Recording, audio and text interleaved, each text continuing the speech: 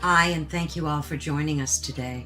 We are broadcasting live on the United Public Radio Network and the UFO Paranormal Radio Network, 105.3 on the Gulf Coast and 107.7 FM in New Orleans. Hi, everybody. Thank you so much for joining us today. Today, I'm super excited. We have our guest with us. His name is Christopher Anatra. I probably said that wrong. Sorry, Chris. But anyway, welcome again to Ethereal Encounters Unveiled, where you can discover your truth. Today, we broadcast live on United Public Radio Network and the UFO Paranormal Radio Network, which is 105.3 on the Gulf Coast and 107.7 FM in New Orleans. Please join us today in one of the chat rooms to connect with our guest, and feel free to ask any questions that you like or any comments. Chris, thank you so much for joining us. Oh, you're very welcome. Happy to be here, Caroline. Thank you. So exciting to talk to you. We have two topics that we want to cover today. One of them really intrigued me, and I thought it would be a great way to get started. It's about the JFK assassination and the Stemmons witches. And then, of course, we're going to talk about the mechanics of the Matrix and the Mandela Effect. So, Chris, give us some of your background, how you got started in this line of work, and just tell us about what you're working on, what you're doing, maybe the conference that you're involved in as well. So please feel free to take it away. Sure. Probably your viewers are wondering, who is this Christopher Anatra person? So, yeah, I have a channel on YouTube called The Quantum Businessman. And there's a reason I chose that name too.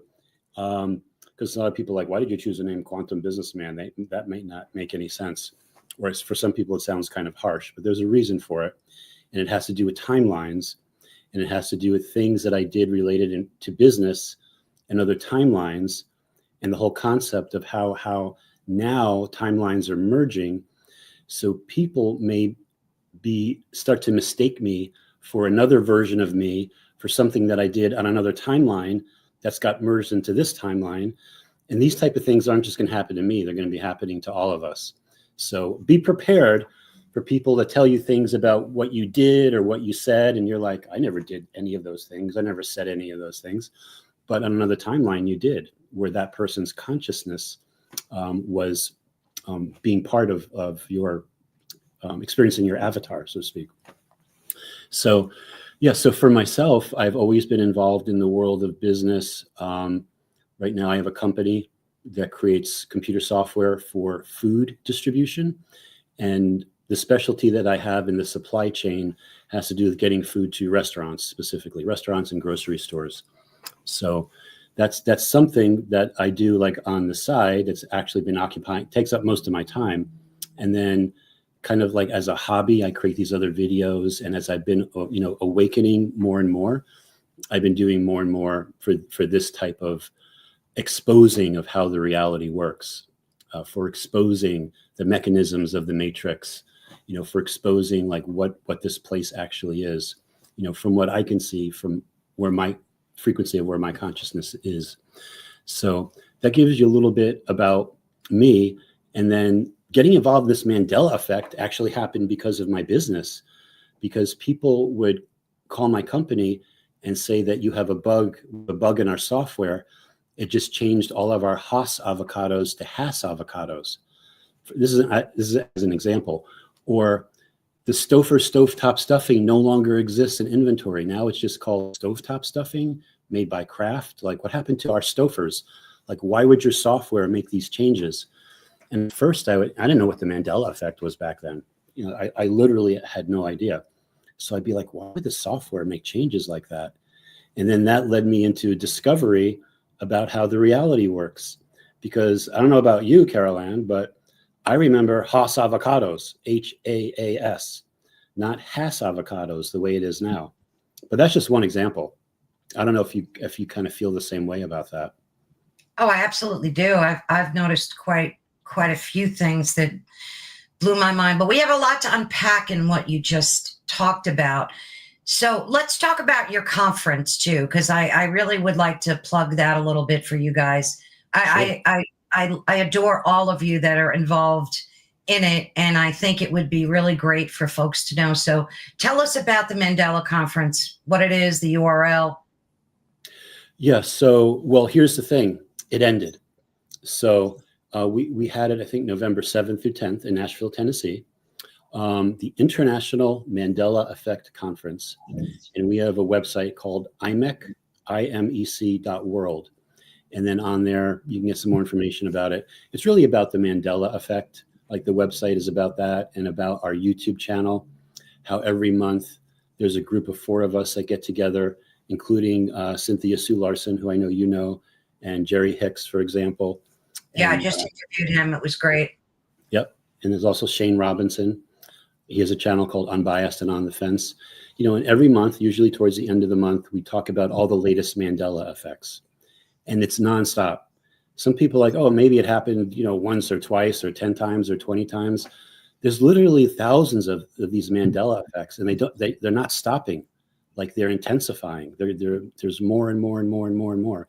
So, yeah, so what we do at the Mandela Effect Conference is really cool, because in person, once a year, we get to get together as a group, meet everybody in person, which makes just all the difference in the world. You get to talk to people, you get to know their stories, you get to hear their personal Mandela Effect stories, because a lot of people know the big ones, but the ones are quite jarring as well. So, so these are things that you would know for yourself that another person may have no idea about, but you know something was a certain way. So, yeah, so with the International Mandela Effect Conference, I think we're doing a lot of good work bringing, opening the conversation for people to talk about it, because modern day science and the global narrative says that we're just misremembering. Like, just, you're misremembering, go back to sleep, human, nothing to see here. But a lot of us are like, no, like, we remember Haas avocados, or we remember Darth Vader saying, Luke, I am your father. Or we remember Snow White, mirror, mirror on the wall. It was never magic mirror on the wall. It was always mirror, mirror on the wall. So we have these memories.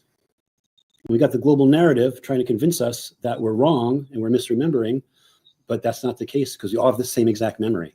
So it's really cool when we get together as a group. So next, we're planning another one for 2025.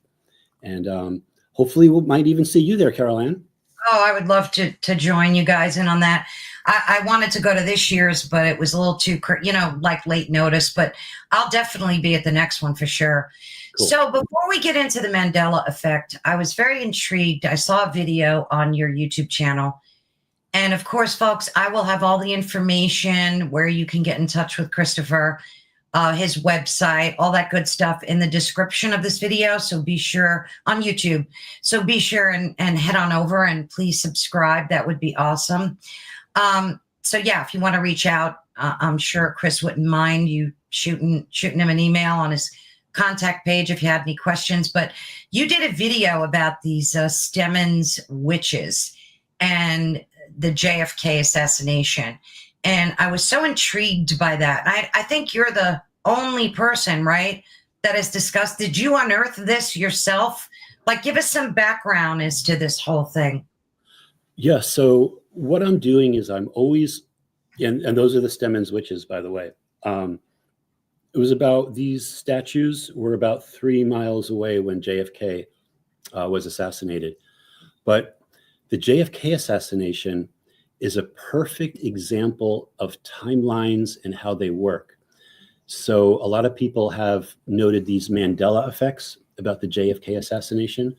Like, for example, some people remember, like I have a distinct memory when I was younger of seeing the film in black and white, the limo, and there were only 3 people in the limo. And exactly. Then as I remember. Yep. Yeah. And then when I got older, all of a sudden it changed to 4 people. And then it changed to color. And then more recently, maybe about, for me, this happened in the end of 2016. And all of a sudden there were 6 people in the car. And it was like, things just kept getting stranger and stranger. And then there were more films. So right now, a lot of people just remember the famous Zapruder film by Abraham Zapruder. But now there's like at least 4 or 5 other films of people shooting and getting different angles of the assassination. Another popular one is called the Orville Nix film. So you've got all these new films that are coming in. All of a sudden, there's more and more people that are around that area. Like I remember there's like hardly anybody in that area where he was shot. And now if you look at there's like crowds of people everywhere. And, when I tune into those people, I get that they're time travelers, but that's another story.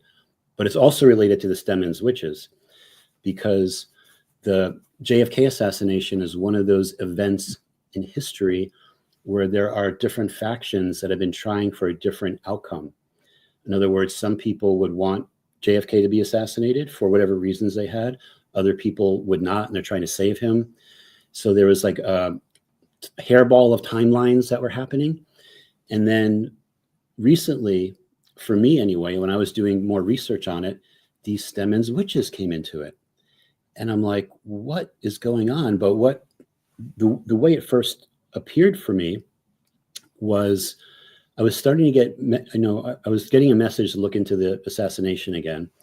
And one of the things that's different is that blocking the view of Zapruder's film is now this traffic sign. You don't see the front of it, you just see the back of it. And I know that was never there before. There wasn't this big sign that was like blocking, part of what was going on.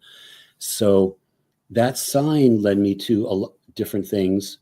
And then, as it turns out, that sign was also the entrance ramp. If you see the back of it, it says Stemmons Freeway.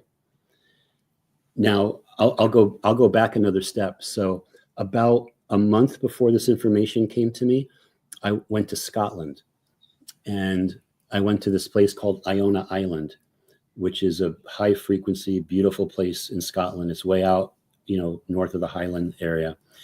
And on Iona Island, King Duncan is buried there. And King Duncan is part of the Macbeth story by Shakespeare. Mm-hmm. So you've got Shakespeare, you've got the whole story of Macbeth. I was on this island where King Duncan's remains are. And then I was getting information about, could the JFK assassination be related to Shakespeare's Macbeth, where basically what's happened, there are these 3 witches that tell Macbeth that if he kills King Duncan, that he'll become King of Scotland. So Macbeth follows through, and he listens to the 3 witches, or what some people might call the fates of Greek mythology. Mm-hmm. And it does come true. King Duncan dies, and Macbeth becomes king. And he rules as king maybe for 18 or 20 years. Then one of King Duncan's nephews or one of his family winds up getting revenge for what happened. So the whole concept, and by the way, I'm going through and giving a lot, but if people watch the video, they'll get the whole overview of what I'm talking about. But yes, so there seems to be a tie-in with black magic, with rituals, like with government, like would people in the government be involved in these types of things? And it appears so, maybe to lock in the assassination, using the fates, using that whole concept of the 3 fates, so to speak.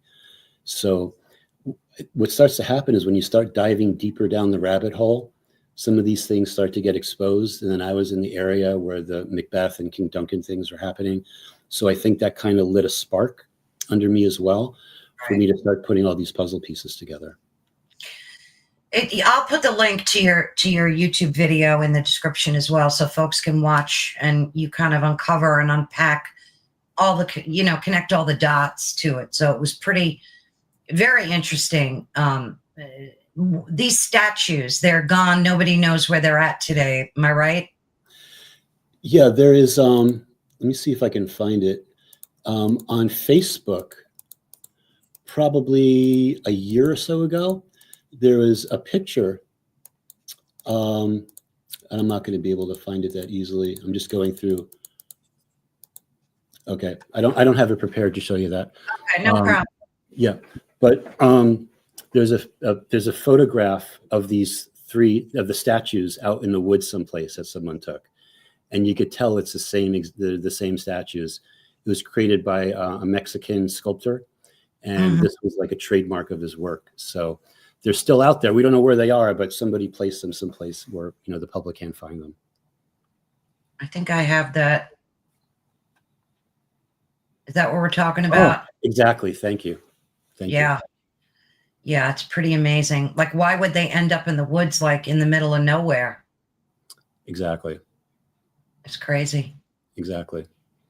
So this is not the kind of stuff you're going to find in the Warren Report, if that's ever released. Right. I mean, we'll get a lot of other information. I think that's going to maybe shock people a little bit. Yeah. And I think people are going to have to go through a healing process when they figure out, like, there's a lot of darkness in our government and whatever things that go on behind the scenes. So all this stuff is just getting more exposed as we enter this, I call it a new era of light, where there's more light coming onto the planet.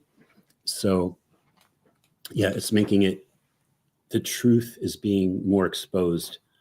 And even things like, just all kinds of things are being exposed that you would never thought that would come to the light of day. It's never been more true than nowadays. I mean, they say sunlight is the best disinfectant, so I guess that's so true. What about the timelines, though? Why has that ever happened historically before? Because I feel it too. I was talking to this ufologist, and we were having this intense conversation, and we were talking about something that just felt off, and we couldn't verbalize what it was.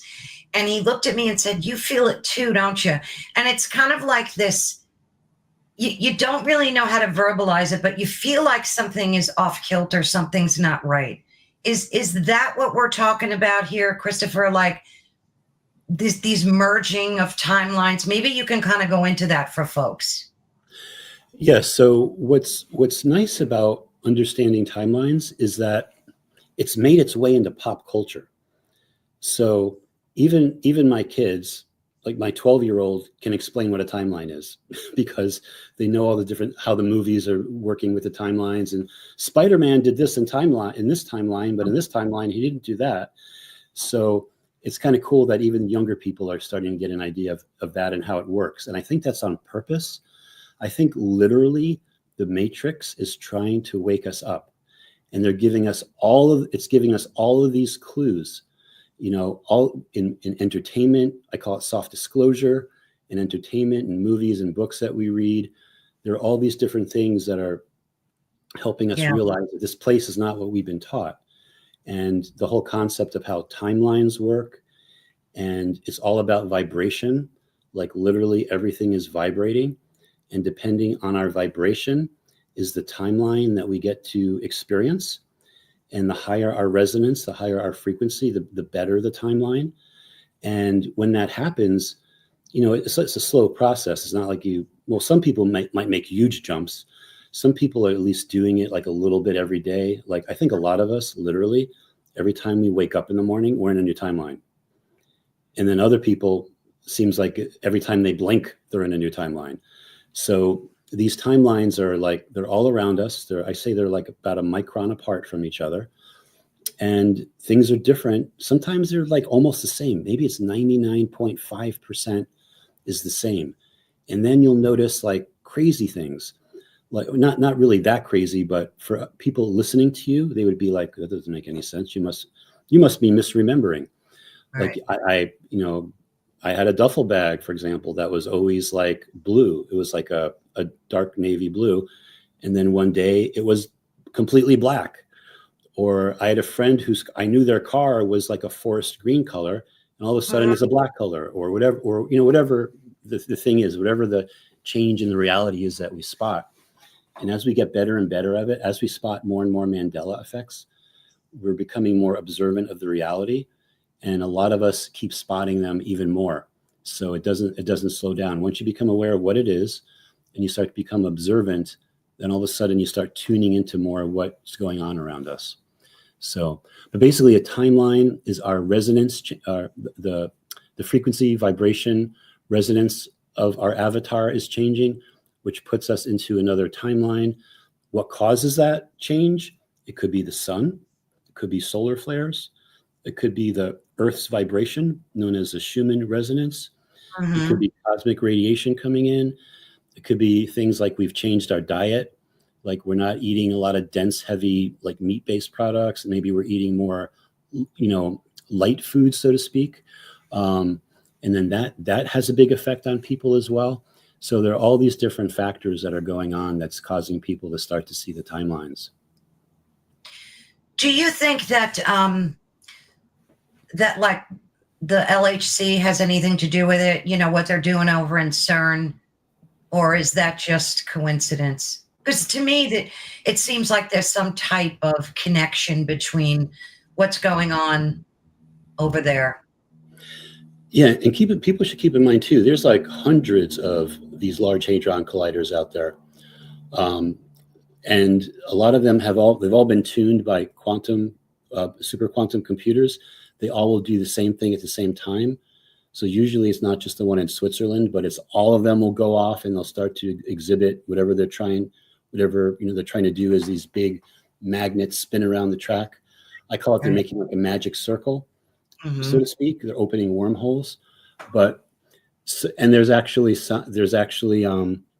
they kind of make fun of people, but there's a lot of stuff from within CERN that alludes to the fact that they've created some Mandela effects. Like there's one of the scientists at CERN that holds up a poster that says Bond number 1 something effect, and the first person that played James Bond, his Mandela was part of his name. It's like really interesting. So they'll actually put things out there to make people wonder about that. Or they'll have the statue of Shiva, the Indian god of death and rebirth. That's like at CERN as well. So there are those type of things. But I think the biggest thing that CERN did, I know this is going to sound way out there, but if people like listen to me and watch my videos, I kind of go way out there. But on December 17th, 2012, okay, something happened. Now, there's a lot of people that were talking about when the Mayan calendar ended on December 21st, 2012. And there are people that say, well, the Earth wasn't destroyed, so obviously there's something wrong with time and chronology for that date. That goes into another story, like understanding how time works, and I call it fraud time within linear time. But basically on December 17th, 2012, CERN did this huge experiment where they cranked up the luminosity of the Large Hadron Collider to the highest level that they ever had it at. And I believe they actually pushed us through a wormhole. And I can't prove that, because if I try to prove it, people will be like, well, how can you prove it? But you can prove it with Mandela effects. So, and there are these Mandela effects that show that we're not the same even in our human bodies and where we thought we were in the Milky Way galaxy. So I'll give you an example. A lot of us were taught by Carl Sagan that our solar system was way out on the Sagittarius arm of the Milky Way galaxy, kind of way out there in no man's land. Never been on the Sagittarius arm. Now we're on something called the Orion Spur. We're closer to the galactic center. So our location within the Milky Way has changed. And it goes to the concept of being pushed into a higher harmonic universe. So the location has changed. Planets are changing within our solar system. Planets that I never heard of before are now part of the planetary structures that we know. One is the planet Ceres in the CERES. I had never heard about that planet till maybe 6 or 7 years ago. And I'm kind of one of those astronomy nerds, plus all the dwarf planets that are out there. I think there's a total now of like almost 30 planets that are in our known planets that are in our solar system. So, and then our bodies have changed too. I believe we got pushed into new bodies, bodies where the kidneys are in a different location. Like a lot of us remember the kidneys being in our lower back, right? Yes, absolutely. Now they've always been in the rib cage on either side of the lower part of our lungs. So all these other body changes, all these other types of things that are, happening to show that something may have happened and we may have been pushed into another area or into another universe within the multiverse. So, isn't the location and I of the believe heart that in a different spot too? Like I always remember the Yeah. heart being on the left side. Yeah, like when you say the Pledge of Allegiance, you Yeah, put your hand over your heart, and it's over on the left side, and then it moved to the exact center of the body, and now it's like tilted. It used to be straight up and down. Now it's more tilted. So there's some on the right, some on the left. So the heart's been kind of like, for those of us that have been watching it, the heart's been kind of moving around a little bit. That's mind blowing, honestly. So, for folks that don't know what the Mandela Effect is, just give us a quick overview to catch people up in case they don't. Some of them are watching, going, listening, and they have no clue what it is. Yeah, no, that's good because I find that like when I talk to people, a lot of people have never heard of the Mandela Effect, or they've heard of it, but they have no idea what is this Mandela Effect. But it started with a group of people, including myself, having a clear memory about Nelson Mandela of South Africa dying on Robben Island in prison in the late 80s, either 88 or 89. Turns out that's not the way it was in this timeline. He stayed alive to, I think, at least 2012. He became president of South Africa, that type of thing.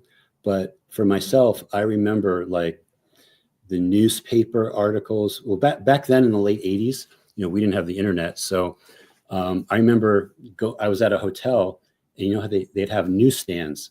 You'd look at the newsstand and you'd see like all the headlines of all the different newspapers.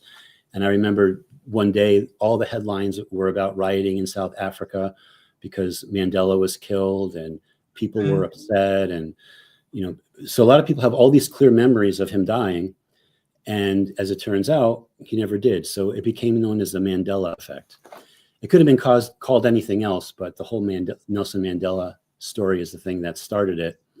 And then in the Mandela Effect world, we call that phenomena dead and alive again. So where a lot of people remember someone dying, and as it turns out, that person never died. So some people remember like Dr. Ruth, if you've heard of Dr. Ruth, who died like 5 or 6 years ago, but it just turns out she just recently died, as an example. Or Jane Goodall that used to work with the chimps in Africa. A lot of people remember her dying like in the late 90s. And then it turns out, no, she never died. She's still alive to this day, and she's an activist and still doing her thing. So there are these different concepts about how this works, and that ties into this whole Mandela Effect. And it's all different areas of life. It's not just dead and alive again. It's pop culture, it's art, it's the geography of the planet. Like literally the geography of the planet's been changing. It affects all these different things. People's names change to something that's slightly different than the way it was before. Yeah, so there's a lot to say about that, but that's the short answer of what I would say the Mandela Effect is. For me, the one that I remembered ages ago and that drove me nuts was the Fruit of the Loom logo. Yeah. I remember it always having a cornucopia with fruit coming out of it. And then all of a sudden the cornucopia was gone. So this was like a few years ago. I went nuts looking all over the internet, and people found old underwear, because that's what they were famous for, like men's and women's underwear. And they showed pictures of the cornucopia, and they denied it, Fruit of the Loom. They said, no, we never had a cornucopia, but there are pictures to prove. So that was a big one for me. Yeah, when you can find pictures to prove something, that's called residue. But yeah, right. And in this timeline, officially, there's never been Fruit of the Loom has never used a cornucopia on any advertising, label, logo, anything. Yeah. And I know the Stofers, I always knew it as Stouffer stovetop stuffing. Yeah. So how do you make that up in your head? Like Stouffer stovetop stuffing? And how do like millions of people remember Stouffer stove? Like you don't just like make up these words, by misremembering something, right? They're very specific. Or even the Monopoly Man, right? A lot of people remember him having a monocle, but he's never had a monocle, But you can find like costumes of the Monopoly Man, and a monocle's included. Right. So, And yeah. Curious George with the tail, like I always remember him having a tail. Now he has no tail, right? Exactly. Yeah, and there's so many of them, so many of these different Mandela effects. What do you think the end game is for the Mandela effect? Like, what is it? Are we all going to like merge into one big timeline? Like, what's the goal? What's the purpose of it? It's got to have an end game. Yes, definitely. It's a wake-up process. It's a nice, gentle way to start waking people up to what their reality is about. Instead of an alarm clock just blaring in your face, like in the distance, it's like beep, beep, beep, beep, beep, beep, time to wake up.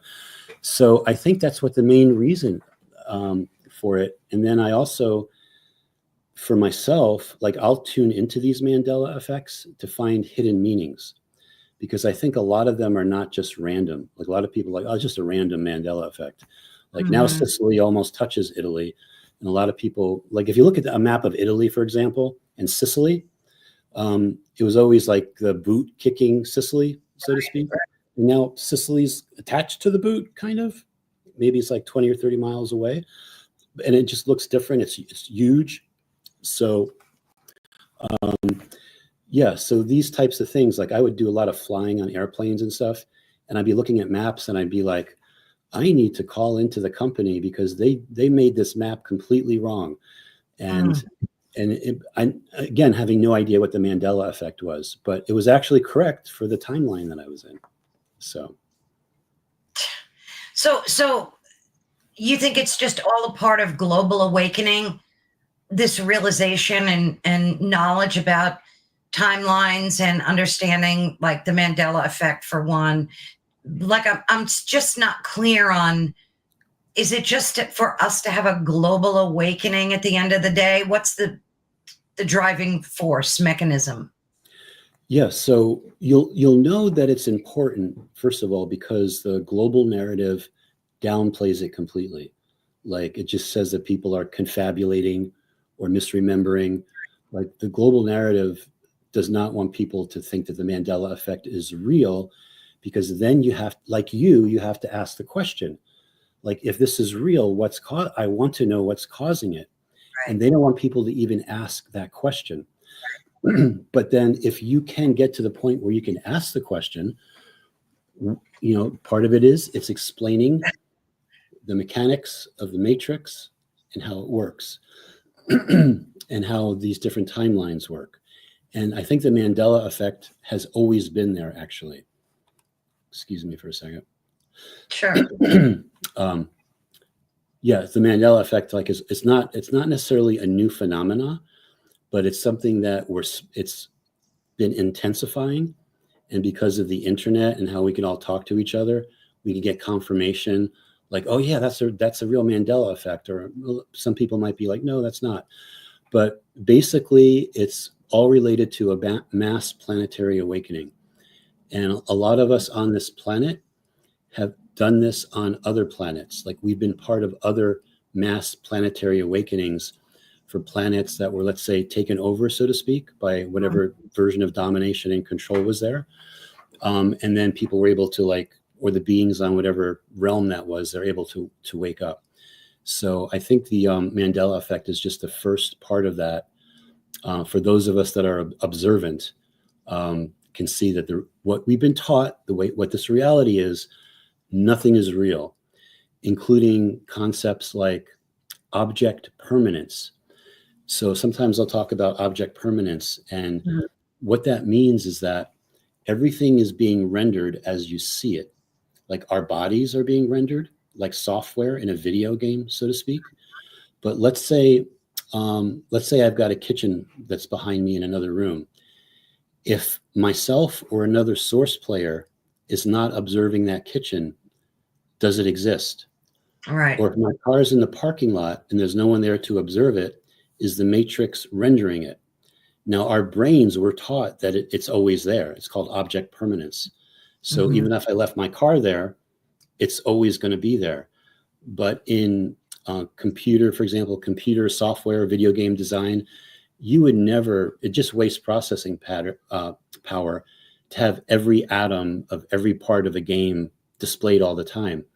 So when we start to unlock our mind, because that's what the Mandela Effect will lead us to next. Like, so how does the reality actually work? How do timelines work? Is there such a thing as object permanence? Blah, blah, blah. All these type of things add to us understanding what's going on here and being able to claim our sovereignty, because we are powerful creator beings, although we've forgotten. And that's why the global narrative, domination and control, that's why they have the power over us, because we have amnesia. We don't remember. But now all these things are going to start to come back to us. So, and gain awakening. So that was good. So who do you think that they are? That's, I think I heard in Carlos Castaneda's with Don Juan, the book, Yeah. where we're describing a predator that takes over our mind. And that's not really our mind. It's like this evil, demonic mind. Do you think it's an outside force like the Matrix? We know the Matrix from the movie, and the Matrix is bad. So, red pill good, blue pill bad. So you have an awakening with the red pill, right? So is the Matrix, in your understanding, a bad thing that's taking over human consciousness and our ability to be awakened? Like, explain the Matrix and the mechanics. Yeah. So initially, when the founders created the Matrix, it was not supposed to be an energy harvesting system like it is now. It was supposed to be a playground. It was supposed to be a way for us to learn, like a school, so to speak. It was a way for us to resolve karmic issues that we may have had in other lifetimes, in other realms, and other places throughout the multiverse. And then something happened where it got hacked. I'll call it got hacked, so to speak. Okay. So when that happened, it became the inverted matrix. And these beings that did that, we'll call them the non-human entities that currently, well, they're phasing out, their control is being phased out right now anyway. But these non-human entities that have been controlling the matrix are the ones that cause this. For energy harvesting, it's almost like, I think of it like cocaine. So some people will be like, well, what's the advantage to, people call this earth a soul trap, and there are those type of issues as well. So for me, when these beings took it over, they get all of this power from us because we have a direct connection into source. We have this pure energy. We can emit light, like that's pure source light. And that's what these beings thrive on, and it's what they want because they can't produce it themselves. So they need it from others. So it's one of those things where we were kind of, the matrix has changed to what's called I'll call it the inverted matrix. And now it's going back to the original organic matrix. So just like the movie where we were like batteries for them, yes, for the entities, that's exactly what it was manipulated into. So the beings that are doing this, are these beings from like just other planets? Like, are they demonic? What's your take on that? Okay, my take's going to be weird.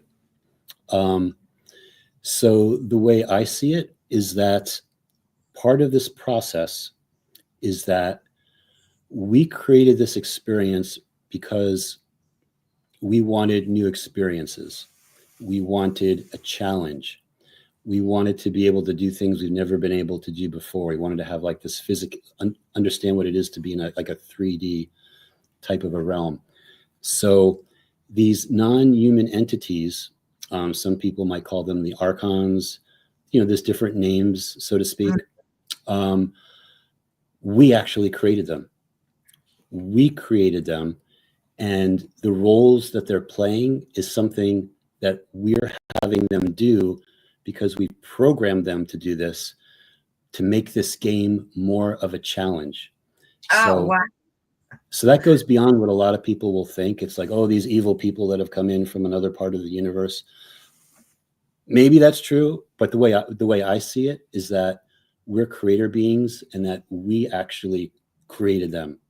And when we can awaken more of what's going on in base reality, so right now we're like in a matrix, or maybe we're in a matrix within a matrix.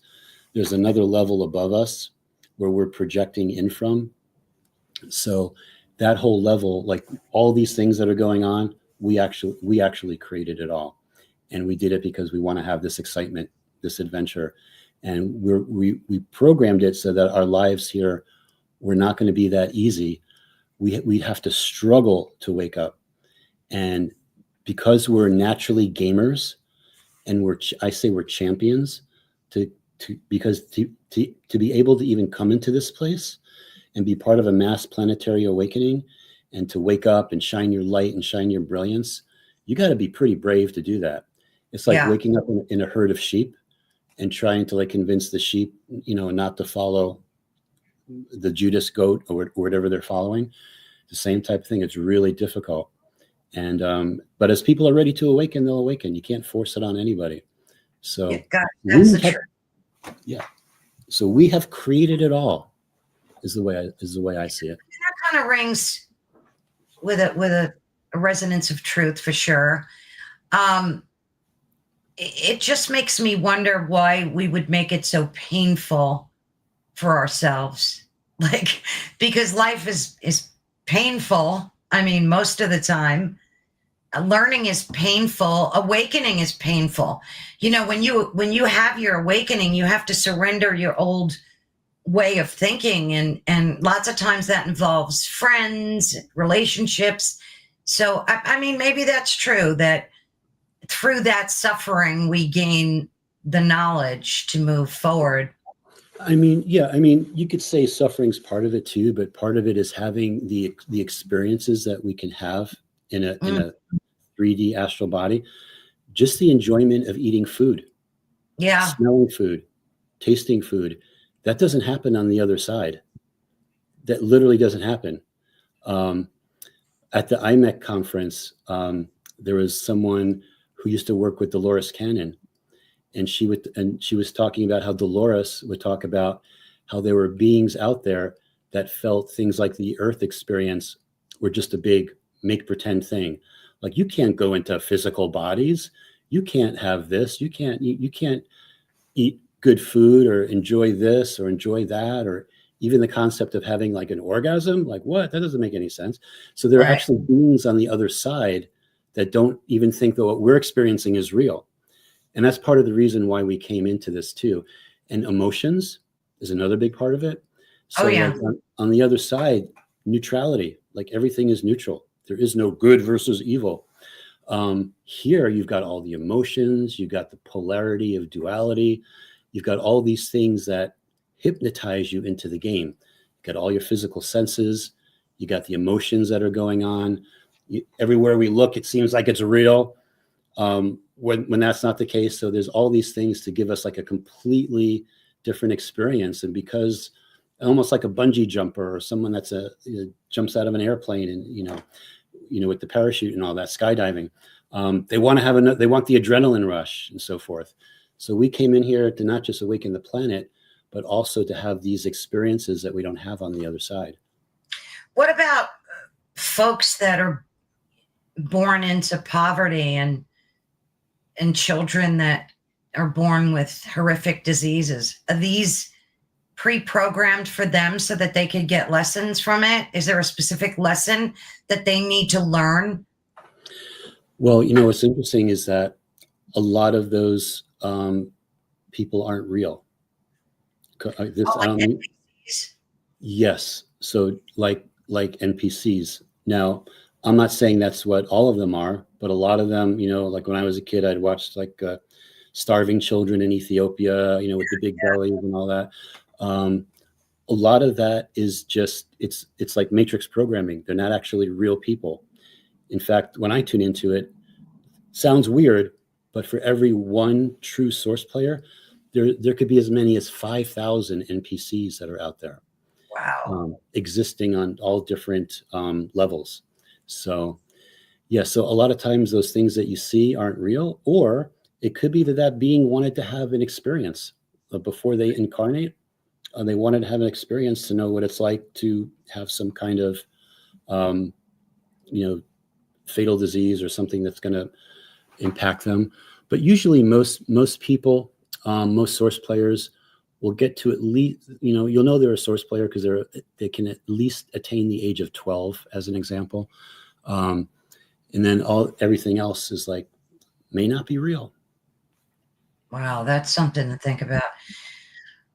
You also speak about the cube and you call it a time trap prison. What's that all about? I noticed you're wearing a cube. A cube? Yeah, the cross. Oh, the cross. The cross is literally a tesseract or a hypercube.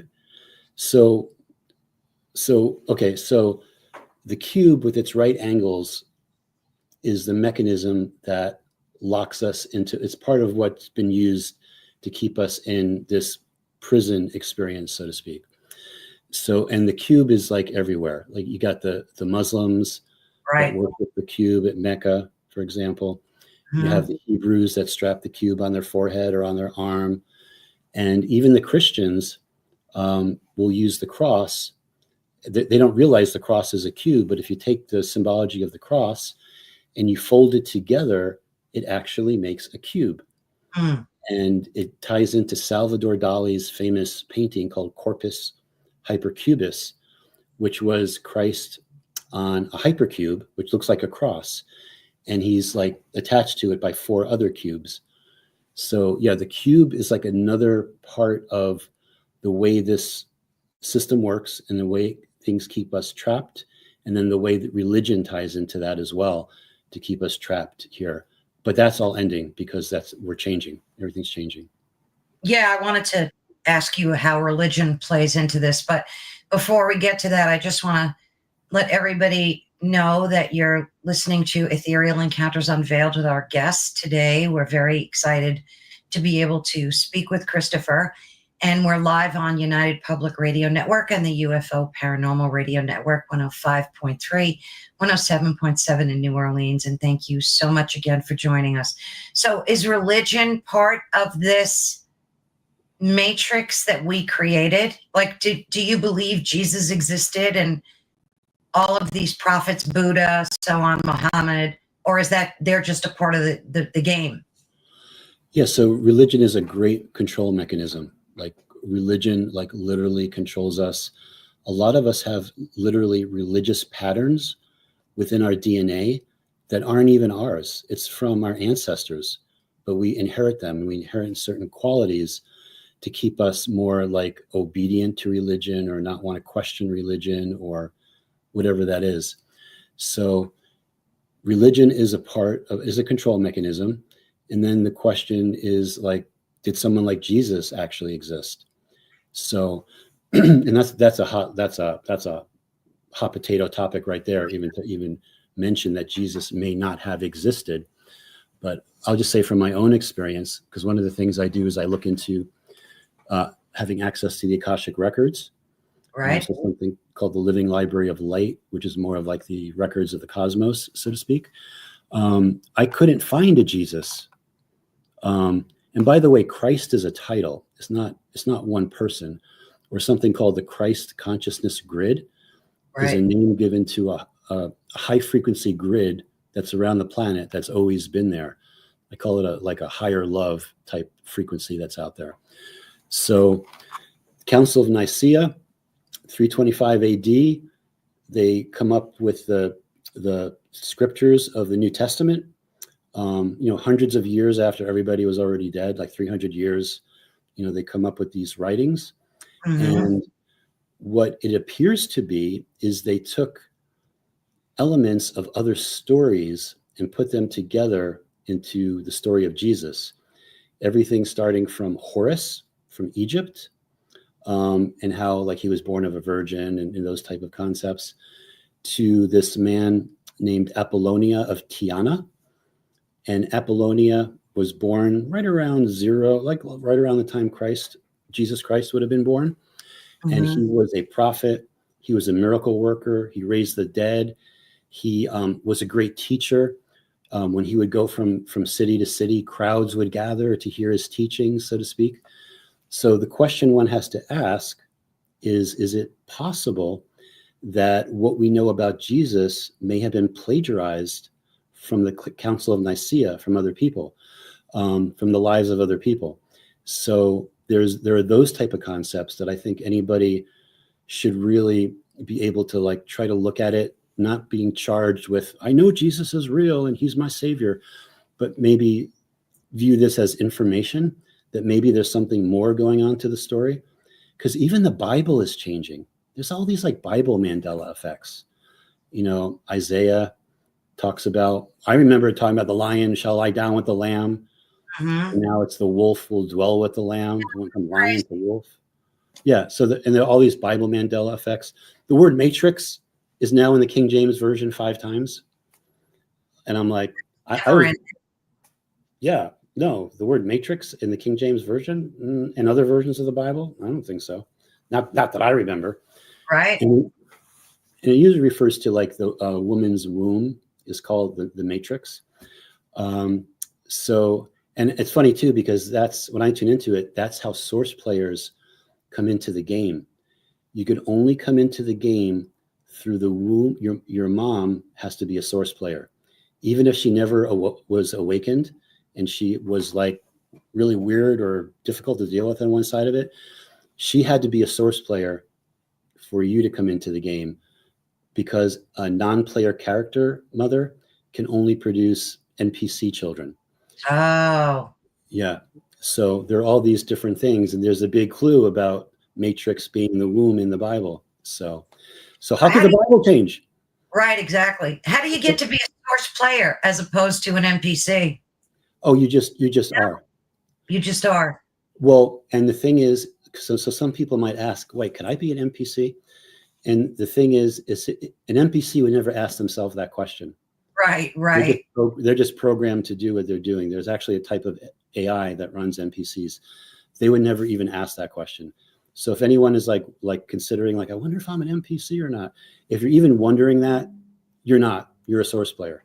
So Because in games, NPCs do talk and they Oh, do yeah. participate up to a certain degree. So Sometimes a big degree. yeah, could we be programmed though to ask that question and be an NPC? I mean, I think it would be awful to be one, but I mean, anything's possible, but I know that if you're on the awakening journey and you can, you know, chances are that you're actually a source player. that's good to know. Yeah. What about all these UAPs, UFOs, I like to call them. What about the emergence of all these sightings in the past decades? Is that just part of the matrix as well? Are we creating that? You know, that's really interesting because it's heating up, right? Oh, yeah. The drones or whatever over military bases and et cetera. So we're hearing more and more of that. And that's starting to come more into the public because the public's been taught that humans are at the top of the food chain and there's no other intelligent life. There's nothing more intelligent out there than a human being, an earthling, an earth human, so to speak. So now we have, excuse me, even more of this information coming in, so that now we're like, wow, could there be more out there than what we've been taught? So whatever is happening, it's increasing people's understanding of the possibilities. There may be more out there. And then if we do ever have some kind of disclosure, that's going to be really wild, because that's really going to raise a lot of questions for people, especially why their government would have held it from them, why their government didn't want us to know. And then when we start to find out those reasons, man, this is a big healing process we're going to have to go through, because not all is as it seems. No, definitely not. Disclosure is a very big topic right now. They're having all these committees, and they're always interesting to listen and watch. I don't know what will come of it, but I guess it's a wait and see game. What about things like near-death experiences? I've interviewed quite a few people that have had very intense NDEs. Is this part of the matrix as well? Is it all hallucinatory? Like, No, it's like it's being revealed to more about how the reality works. And I know a lot of people that have had NDEs. A lot of their stories are like all the same, right? So you know there's something to it because there's yeah, right. so much similarity. But when that happens as well, it allows more of your higher self, that concept, to come into you. So NDEs also have that purpose as well. And that also can aid people with their awakening process. Because when someone has an NDE, they're going to start to like question, they're going to keep it, they might keep it a secret for a while because they're afraid of how like people would view them if they say something, but it still allows them to begin to question things. It might start doing research into other matters.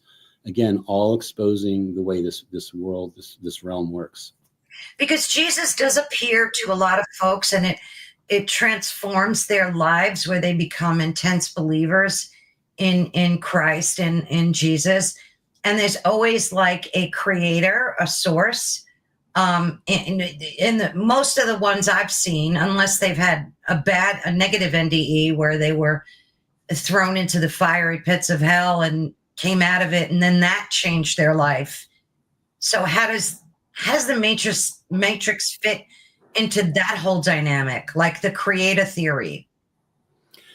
Yeah, so I think like a lot of times too, those things you experience are things that you're almost like maybe in the back of your mind, maybe expecting to experience. Some people will see like their dead mom and dad and other family members, or maybe their pets that have passed away. Like, hey, I've been waiting for you, come on to the other side with us. Other people get the hell realm experience. Right. Yeah, so there's all different experiences. What causes them exactly, like why someone have one experience versus another experience, I think that's more of an individual thing that happens. But again, I think the bottom line is it wakes people up that there's more to life than just our physical avatar. We are infinite, indestructible consciousness. And when we drop our body, we go on. Like it doesn't end there. So yeah, that's the bottom line. How has this changed your life? Like, how has, all of this belief system, especially the Mandela Effect, changed your life? Yeah, so for me, I'm a completely different person than I was 10 years ago. And literally, I'm continuing to change. Things that I would have been interested in the past, or doing this or doing that, I have zero interest. Like I can't even understand why I did certain things or felt certain ways about things. So yeah, so for me, I feel like it's changing. You become like more neutral about things in a good way. It's not like things upset you so much anymore. Like you're able to view the world differently, and it brings like an inner peace. Where so many people now, you watch the news and it's like, oh my God, World War III is going to start, or that's going to start. And people get the fear thing going on, or what's the next pandemic that's going to hit us, or, whatever it is. You view the world completely differently. And then as you start migrating or going to like another timeline, because there's the concept where there are these two timeline branches that are starting to split off. One's going to the golden age, or like a new renaissance. The other one's going to what I would call the age of chaos, or the transhumanism one. So like people are making their decisions, even if they don't realize it. Are they going to be governed by fear and go down that fear timeline? Or are they going to keep themselves in neutrality, staying in the heart, staying in their center, and not let these things like affect you? So absolutely. Like for me, I noticed like a detachment from, it's hard to explain, but I feel like, do you ever see that video of this like person that's standing there and this crowd's rushing towards them and they're going in the opposite direction? Like that's what it feels like. yeah. It feels like everybody's coming this way and you're going that way. But and it's almost a good feeling because you can detach yourself from like the lies. You see things differently and they don't like bother you as much. as Yeah. being so attached to it. Am I right? Like, Yeah. And then your gut instinct takes over more. You could discern the truth a little bit easier. right. It makes more sense. Like when the news or a politician is lying to you, you got to spot that stuff like really immediately. Yeah. Yeah. So, how have the people around you reacted to your progression of change and growth? You know, your family, your close friends. Did you lose friends, make new friends, acquaintances? Like, how did that work for you? Yeah, you see, that's exactly what happens. So for me, it started with my business, right? So I was when I was experiencing these Mandela effects and stovetop stuffing disappearing and all that, Right. I was sharing it with people, like even in my own company, at our staff meetings, I would talk about the latest Mandela effects, and some people it was frightening them. Yeah. Some people quit. They didn't want to hear this stuff. Yeah, my best programmer quit because he's like, one of the Mandela effects was about Richard Simmons, you know, the exercise guy. Yeah. Yeah. And he's like, I know that guy always wore a headband. And Yeah. now you can't find any photos of him ever wearing a headband. So I'm like, you're going to leave based off of Richard Simmons not wearing a headband? But then, yeah, no, your family thinks you're weirder than you were before, so to Right. speak. Your friends drop, and it's a natural thing as your frequency changes. Certain people just they don't want to be around you anymore. But then new people come in, like new friends come in and Right. new acquaintances. So it's kind of like a changing of the guard, so to speak, Yeah. but like in a good Yeah. way. Yeah. Definitely. Definitely. I don't know. It's scary and yet exciting. It's both, you know. But that Richard Simmons thing is like I always remember him wearing a headband. Always. Yeah, I remember when I was a kid, my mom bought like the VHS stuff for Richard Simmons, like Sweating to the Oldies, and even she would wear the headband like he was wearing, and I'd see her Yeah. like doing. I'm like, Mom, you're not even breaking a sweat, and it didn't matter to her. She was just like doing her dancing stuff. But yeah, the headband was everywhere. Absolutely. So yeah, I saw a good one recently. It was that Christmas song. Not You Can Count on Me. You can the lyrics to it. I know what you're talking about. Yeah, the Yeah. lyrics change. Right. What was that? It was not You Can Count on Me. You can shit. I can't think of the name of it. But this guy pulled out a bunch of records and there was like 8 of them that played it in the new dimension. And then he found one record that had the other lyric, the correct lyric, the one that we know of. Right. It wasn't You Can Count on Me. It was Was that song "I'll Be Home for Christmas"? huh? Was it the song "I'll Be Home for Christmas"? Yeah. And it Yeah. was it You Can Count on Me, and then there was the alternate one. Can't think of it. Isn't that awful? But yeah, and then he found this one record that had the lyric that everybody knew. Gotcha. Plan. Yeah. That's what it was. You Can Plan on Me is the new version, and You Can Count on Me is the one that we all know the song to have. So he pulled out like 8 records, and the first 7 said You Can Plan on Me, and then he pulled out, I think it was Karen Carpenter, and she was singing it, You Can Count on Me and not plan. That blew my mind because I always knew it as count. You can, I'll be home for Christmas. You can count on me. And then all of a sudden it's plan on me. Yeah. It's crazy. There's a lot of lyrics, like a popular one too is from California Dreaming. So I'll say part of the lyrics, you fill in the blank. If you remember this. Yeah. Stopped into a church. I passed along the way. Well, I got down on my knees and I blank to pray. Began to. Exactly. It's Yeah. always been began to pray. You know what it is now? What?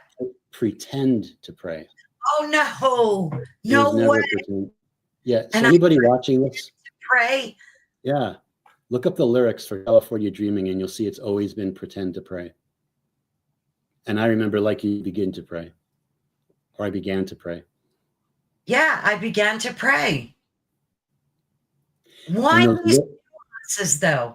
Why are things changing in such small ways where people could say, like, I tried to explain this to my son, and he's in the medical field, and he's, this scientific person. Everything is facts, and, Left there's no brain. room for any of this stuff. And he argued with me for 10 minutes. It's just misunderstanding. It's crazy. None of this exists.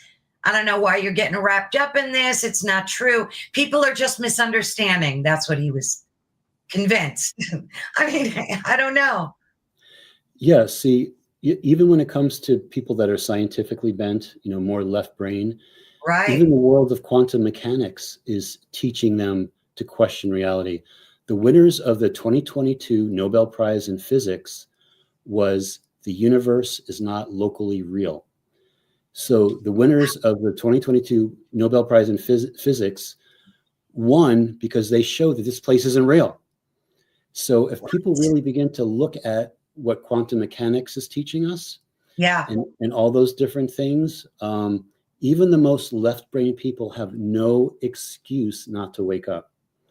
So what they might think is airy fairy, woo woo, Yeah.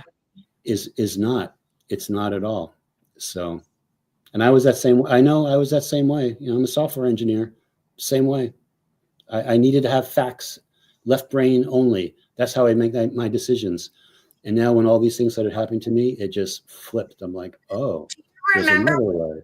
do you remember what that moment, that discerning thing, or was it just cumulative for you? Did you have an epiphany where you woke up one day, or was it just a bunch of stuff? Yeah, I had two events happen to me. The first one was, this is going to sound strange, but I've told the story before, so I'll just give you the highlights. But basically, I had done this. I had people over my house, and one of the things they were doing, it was like a tantric thing. I wasn't part of it, but they were doing eye gazing. And they're like, Chris, come on out, do some eye gazing with us. And I'm like, no, I don't think so. And they're like, yeah, it's fun, blah, blah. I'm like, all right. So I wind up doing it, and you get matched. You don't know who you're going to get matched up with. And then you turn around, and I was matched up with this young lady. She's probably in her mid-20s, big green eyes and blonde hair. And we started doing the eye gazing, and I felt like I was going to pass out. I was probably, you do it for 3 minutes. I got maybe 30 or 40 seconds into it. Something was wrong. I'm like, I'm really sorry. Went to my bedroom, sit down on the edge of my bed. I look up, and there's two lion people in my bedroom, like human bodies, but lion heads. One was a male, one was a female.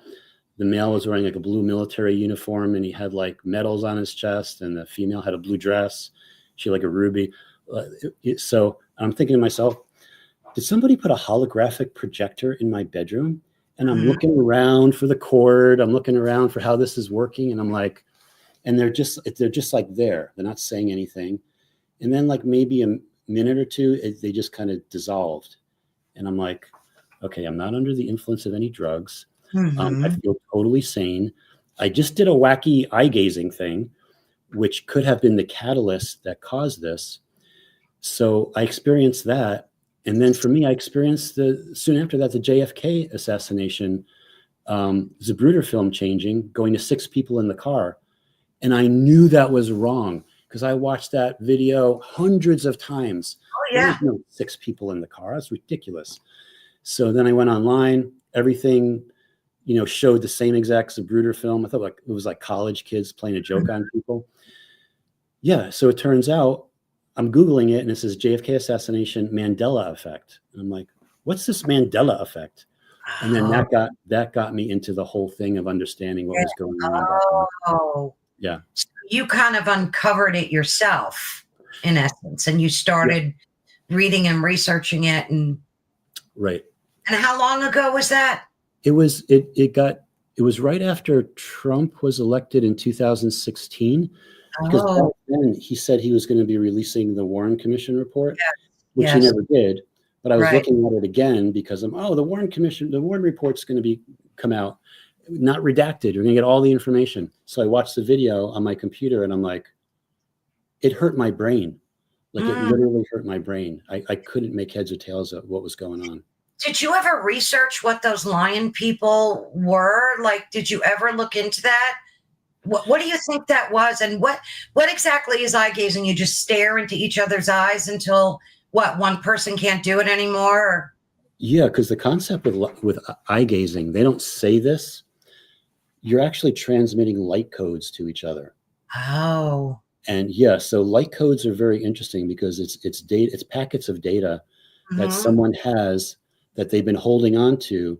And sometimes if you will look into their eyes, maybe just an instant, like sometimes I'll be at a random place walking down the street and I'll make eye contact with someone, maybe 3 seconds, and I'll be like, you just gave me all these light codes. I could tell like light codes came out of their eyes. And I'm like, oh, this is kind of like James Bond stuff because you can't plan this. Like on a higher level, it's planned, but down here, that seems to happen randomly. So yeah, so that's one angle to it. With the eye gazing, you get the light codes that are coming back and forth. Maybe that person like transmitted that to you. Well, yeah, I mean, that could very well be. Because I mean, I believe that souls recognize each other, and even like through video, like I think souls recognize each other too. And maybe that's but I'm wondering what those lion people were. That had to freak you out. Yeah, I don't know. It didn't seem like it was scary to me or anything. Like I didn't get that impression at all. And I didn't know anything about like ET races or aliens or feline races or the Lyrans. I didn't know any of that stuff. So then I'm trying to go online. I'm like, what are lion people? Trying to figure it out. And it turns out, yeah. Well, I know we have a hard stop in a few minutes, but I have so many more questions that maybe we could do this again someday. Yeah. I had a whole bunch more questions for you, but I wanted to know what the connection of paranormal is. And because a lot of people in this field are discovering that UFOs, Bigfoot, the paranormal, they're all connected dimensionally. And I wanted to get your take. Maybe you could give us 2 minutes of an answer for that. And then maybe next time we talk, we could delve into it some more. Yeah. So UFOs, the Sasquatch, what actually are the Sasquatch? Are they in another dimension that we are? Can they sometimes come into our dimension? Like all that stuff is to me totally real, totally real. Again, global narrative will tell you aliens don't exist, Sasquatch doesn't exist, blah blah blah doesn't exist. But I believe they are, and they are interdimensional, and that they can come into this dimension that we're in. So, I mean that's kind of the short answer to it. Yeah. Do you think that some people just are more in tune, that their frequency is different or higher, that you can see shadow people and experience, the paranormal? Do you think it has to do with that? Yeah. And I think what happens too is that like one of the things I can do is I can scan people's DNA and I could see like, did you have another life in a Sasquatch clan? And a lot of people have had actually lives being a Sasquatch. And then when that's in their DNA, it makes them more open to it. So these are usually the people that are having the experiences. Whether they totally believe it's real because there's an inner knowing that it's real, or they actually have experiences, with Sasquatch. I believe there's like a DNA link to that. And you're exhibiting that because you've had a past life or a past experience as that type of being. So keep in mind.